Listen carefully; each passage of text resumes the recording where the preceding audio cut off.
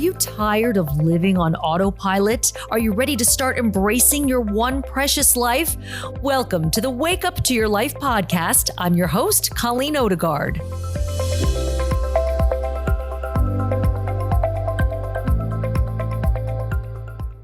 Hi there, and welcome to the Wake Up to Your Life podcast. I'm so glad you hit play on this podcast. What I'm going to do here on this episode is sort of give you a recap of the year, some of the things that we've gone over on this podcast, what I've been teaching you, some of the stuff that we've been talking about. I don't know about you, but I'm going to be so sorry to see this year come to an end. Just kidding. Just checking to make sure you're paying attention. Don't let the dough hit you on the way out, 2020. Let's say goodbye to 2020, but let's take a look at some of the things we've learned, what we've talked about, what the year has taught us.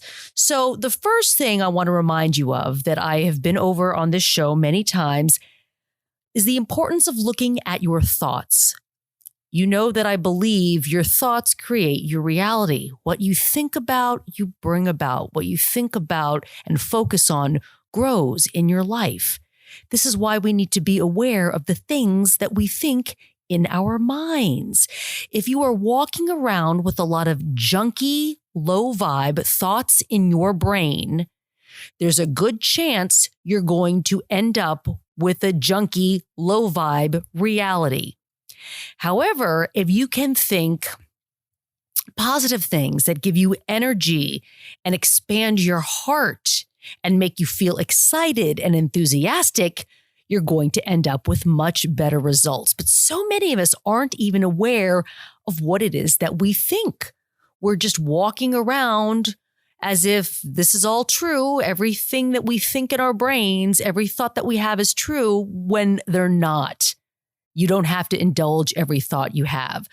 So I've talked to you before about something called the thought model. I want to teach it to you again.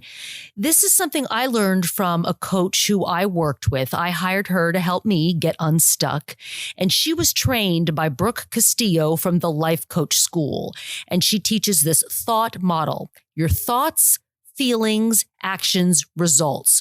Your thoughts create your feelings, which lead to your actions or inaction, and that creates your results. So you can apply this to just about anything in your life. I love going through the thought model. So, for example, if you're feeling really discouraged about a business that you want to start, I would encourage you to go ahead and look at what are your thoughts that you're having about this business that you want to start. If you're thinking it's never going to work, it's impossible, we're in a pandemic, there's too many of these businesses out there already, oh my gosh, it's just going to be too hard. Well, if you're thinking thoughts like that, how does it make you feel? It makes you feel defeated and discouraged. If you feel defeated and discouraged, how do you think you act? You don't show up fully. You don't try on new ideas. What's the result you get? No business. Conversely, if you can take that same circumstance, that same event, this desire to start a business, and think anything is possible. So-and-so did it. That means I can do it too. I believe there's a demand for this service or product I have to offer. If you think thoughts like that, can you see how that would produce a different feeling in you? If you're feeling excited, what's the action you take? You come up with a business plan. You start doing some homework. You start doing some research. What's the result you get? A step closer to your business. So this thought model, thoughts, feelings, actions, results, can be applied to pretty much any aspect in your life. Okay. I would caution you rather to not be so quick to come up with new thoughts. So I did a podcast called Feel Your Feelings. It was episode number 6. And I think this is important. A lot of times if we're feeling bad, I get this with my clients a lot. They're like, I don't want to feel this anymore. Do that thought thing with me. Help me think some new thoughts. I'm like, well, hold up a minute. Let's take a look and examine those feelings because we have to feel them. We have to feel them oftentimes before we change the thought.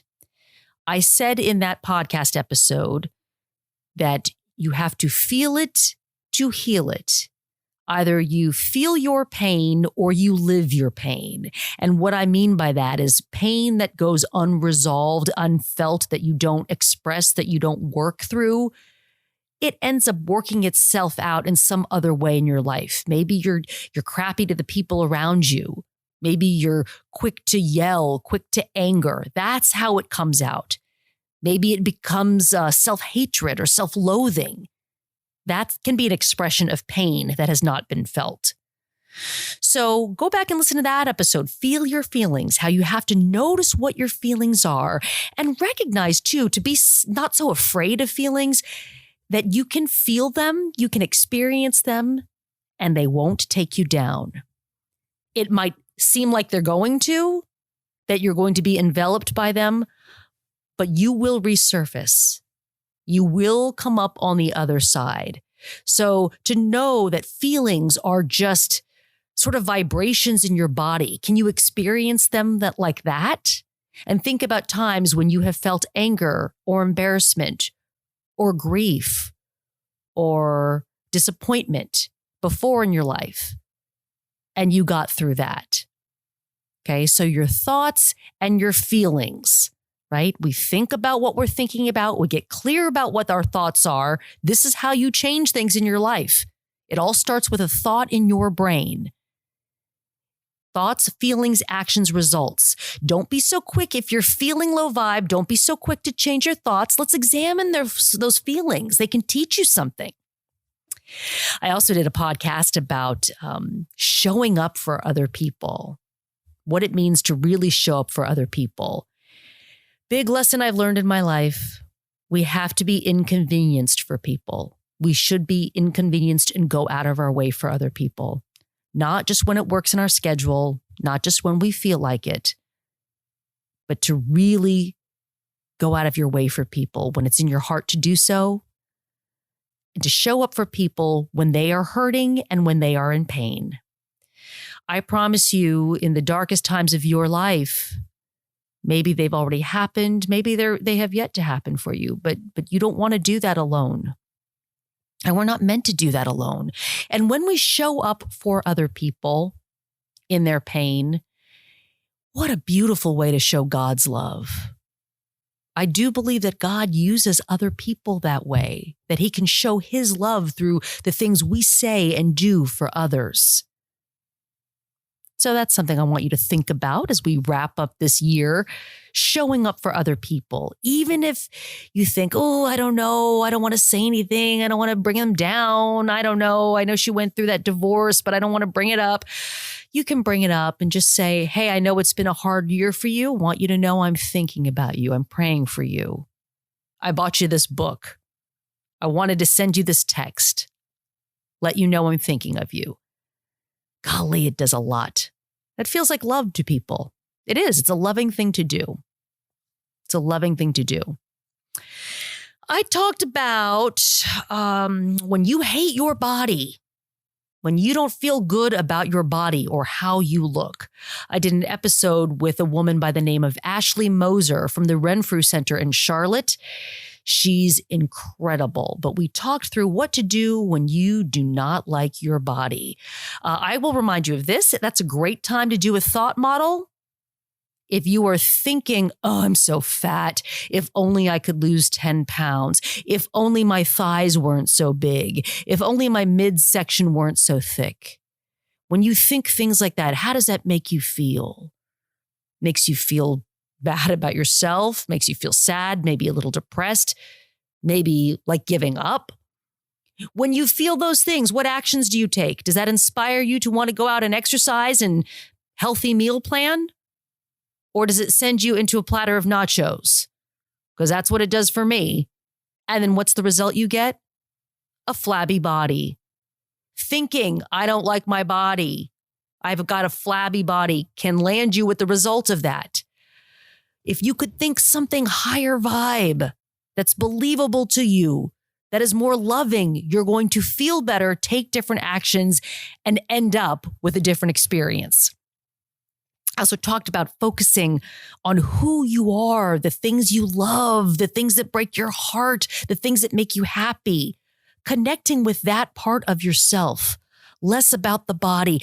And I'm going to tell you this too. Remember, if you take away nothing else when it comes to that body hatred or that body shaming, it doesn't help anyone when you talk about how much you hate your body. Doesn't help your daughter, doesn't help your friends, and it doesn't help you. Ever. Period. End of story. Don't do it. Resist the temptation to say bad things about your body. Instead, I will challenge you to say something nice about how you look. I want you to walk by and look at yourself in the mirror and give yourself a little wink and say, hey there, good looking, or something like that. Okay? I want you to really fall for yourself. This is what I want. It's not conceited. It's not conceited. Okay, what else did I talk about? I did not write anything out, you guys. I'm looking at my titles to all my previous podcasts. That's how I'm doing this episode right now. I talked to you about waking up to goals, setting goals. Sometimes we don't even have goals and we don't even dare to dream because it feels painful because we think, oh, I'm so far off of this thing that I want or wanted to have that I'd rather just not even think about it.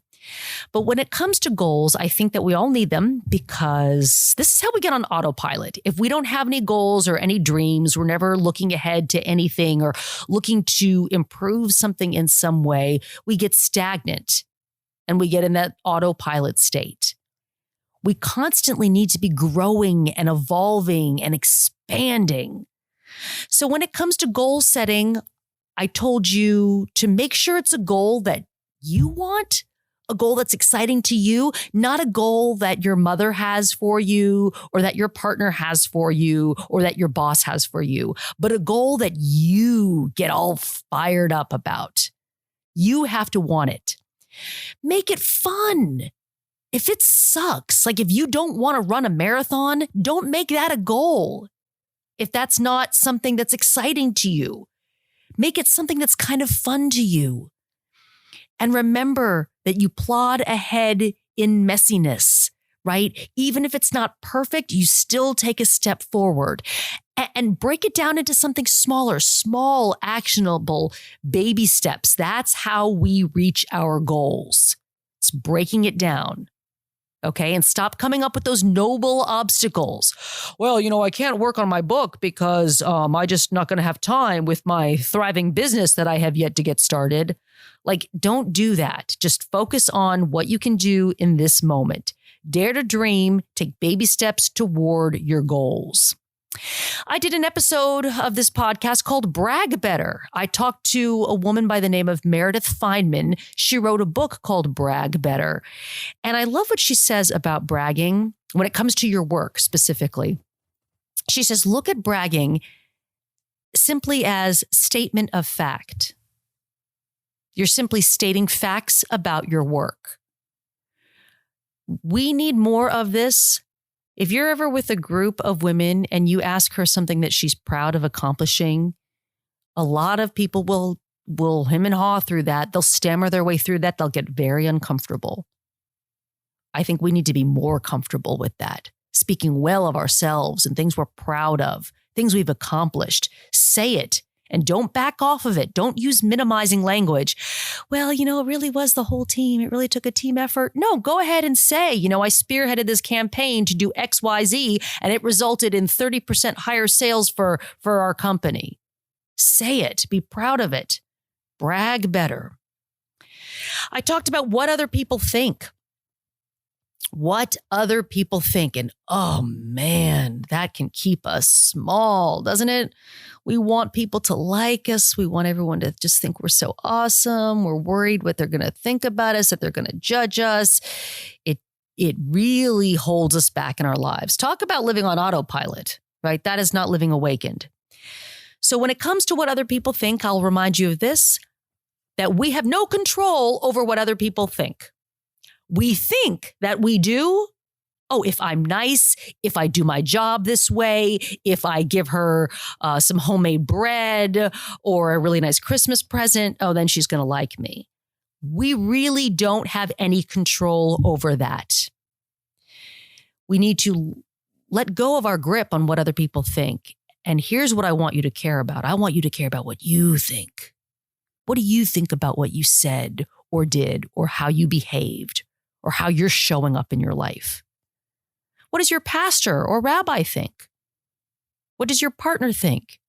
Your very best friends, the people who have a stake in your life, those people, we can care what they think, but we don't care what everybody thinks. And when I say even that we care about what those people think, it doesn't mean it dictates it. You still get to decide. You're still in charge of that. But what other people think, to let go of it because we have no control over it. Okay? Please remember this. Please remember this. I talked about getting out of your own way and getting unstuck. This kind of comes back to the goals, right? Where it's getting over yourself and taking messy baby steps, plodding forward.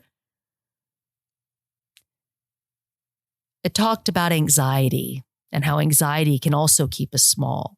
Remember this, when it comes to anxiety, if you're one of my anxious people, the breathing, the inhale for 4, hold it for 7 seconds, and exhale through the mouth for 8. 4, 7, 8. The thing to remember here, longer on the exhalation. Get into your body, breathe. This will help you slow down the anxiety that you're feeling. I talked about the comparison trap. This is something that keeps a lot of us stuck in autopilot because we're comparing ourselves to other people. We feel bad because we're not as successful, as beautiful. Maybe your relationship doesn't seem to be as problem-free as someone else's. Their kids seem better behaved than yours, whatever. You name it, we compare it. Compare our homes, our vacations, everything. I reminded you to stop scrolling on the social media. If you are feeling low vibe and stuck in comparison, stop scrolling. Stop. Mute accounts that don't make you feel good. If they're too triggering for you, just mute them for a period of time until you can get yourself back on track. Focus on you. Focus on something that you can do for yourself, something that you're excited about. You'll be so into what it is that you're doing, you won't have time to compare yourself to everybody else. Okay? It's your responsibility to take care of yourself if you're getting triggered. I recently talked to you about everybody got prolins. Prolins is my made-up word for problems, problematic, something's not to your liking. Everybody has problems. And I remind you of that because that can help if you're stuck in the comparison trap, to remember that you are comparing the pain inside of you to somebody else's filtered picture on social media.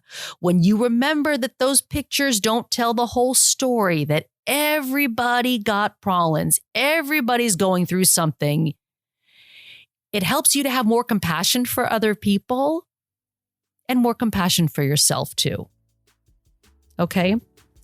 So I just talked for 18 minutes about some of my previous podcasts and some of the lessons that we learned. I hope that serves you in some way. I hope that was helpful. I'm going to take a little bit of a break and come back with some final thoughts.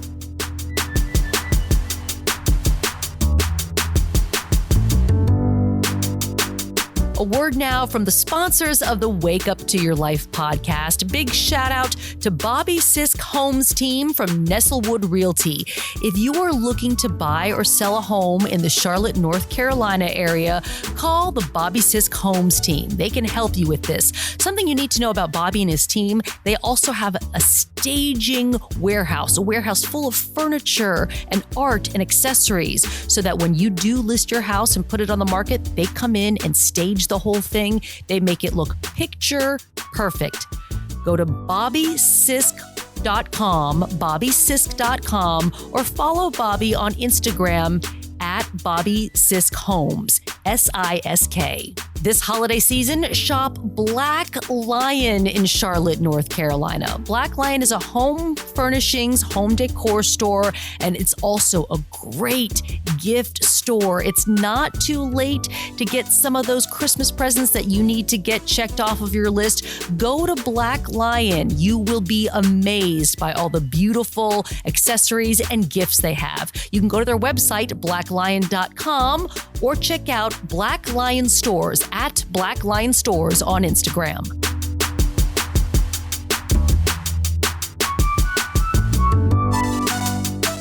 Okay, back in the show, totally switching gears here. Just a quick word about the holidays, about Christmas this season.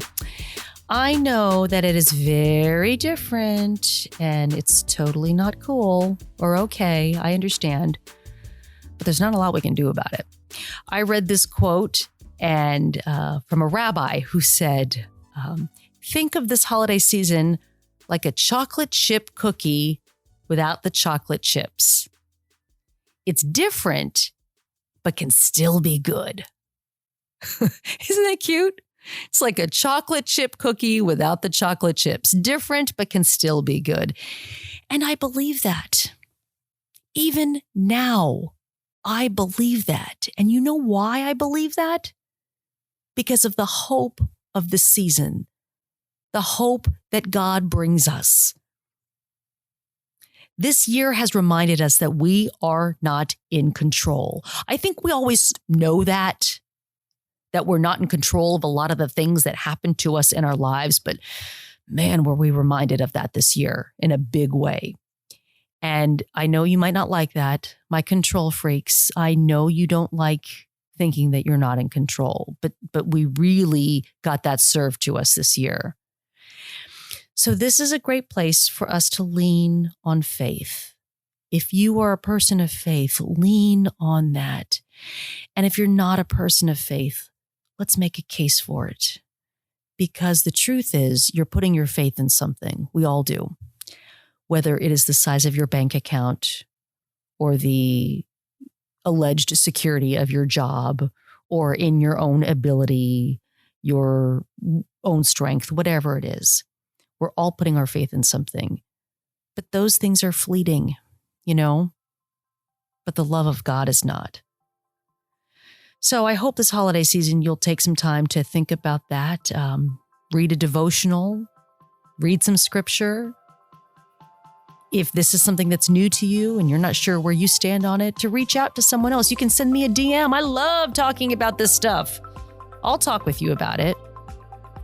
But again, chocolate chip cookie without the chocolate chips. Think of it like that.